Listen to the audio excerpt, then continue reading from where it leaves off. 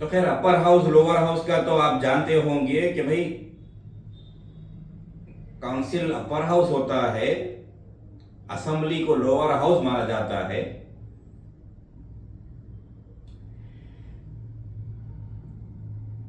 तो अब काउंसिल में ये 40 सीटों पर कुछ और समझेंगे।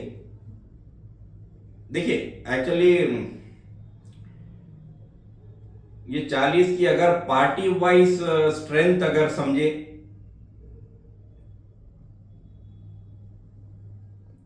तो 14 एमएलसी कांग्रेस के हैं एज ऑन डेट, टीआरएस के 19 है, भारतीय जनता पार्टी के 3 एमएलसी है तेलंगाना काउंसिल में, मजलिस का 1 एमएलसी है,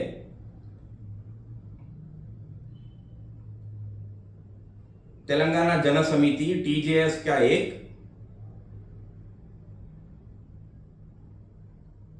कम्युनिस्ट पार्टी ऑफ इंडिया का 1 जो परसों जीत कर आए हैं, यानी कल की बात है,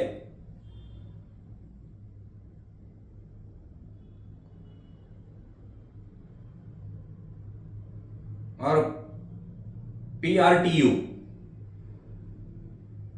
प्रोग्रेसिव रिकॉग्नाइज्ड टीचर्स यूनियन, पीआरटीयू का 1 एमएलसी है।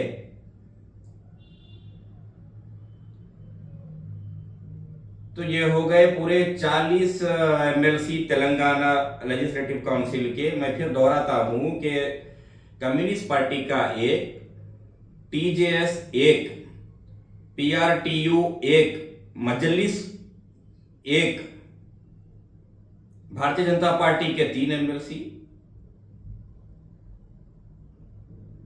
टीआरएस के 19 और कांग्रेस के 14। तो ये 40 एमएलसी की स्ट्रेंथ है तेलंगाना लेजिस्लेटिव काउंसिल की। तो ये 40 लेजिस्लेटिव काउंसिल के सीट तेलंगाना में इनका ब्रेकअप लेंगे, इनका कोटा लेंगे, ये कहां से आते हैं, क्या प्रोसीजर फॉलो होता है। तो देखिए 14 सीट एमएलए कोटा से है लेजिस्लेटिव काउंसिल में, 14 seat LAC quota local authority constituency LAC quota के 14 सीट, 3 एमएलसी टीचर्स कॉन्स्टिट्यूएंसी से आने हैं, 3 एमएलसी ग्रेजुएट कॉन्स्टिट्यूएंसी से, रिमेनिंग 6 सीट ये हो गए आपके गवर्नर कोटा से 6 सीट, तो हो गए 40, पूरे 40 हो गए। तो ये तरीकेकार होता है। मिसाल के तौर पे जैसे मजलिस के अब एक एमएलसी काउंसिल में अभी भी है, तो वो एलएसी कोटा के है, लोकल अथॉरिटी कॉन्स्टिट्यूएंसी से आए हैं। प्रेजेंट जो एमएलसी है मजलिस के, एक मिसाल दे रहा हूं,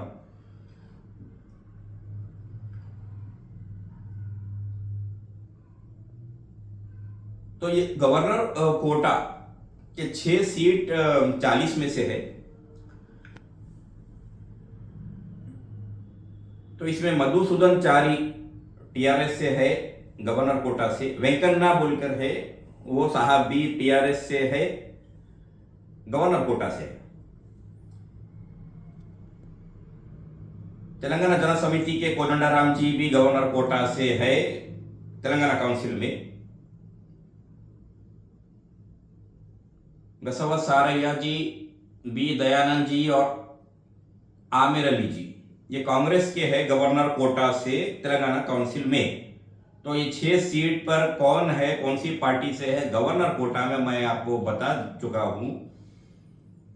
बसव सारయ్య जी, दयानंद जी, आमिर अली जी ये है कांग्रेस से, टीजेएस से कोदंडाराम जी है गवर्नर कोटा से, मधुसूदनाचारी जी और वेंकन्ना जी, ये है टीआरएस के गवर्नर कोटा से तेलंगाना काउंसिल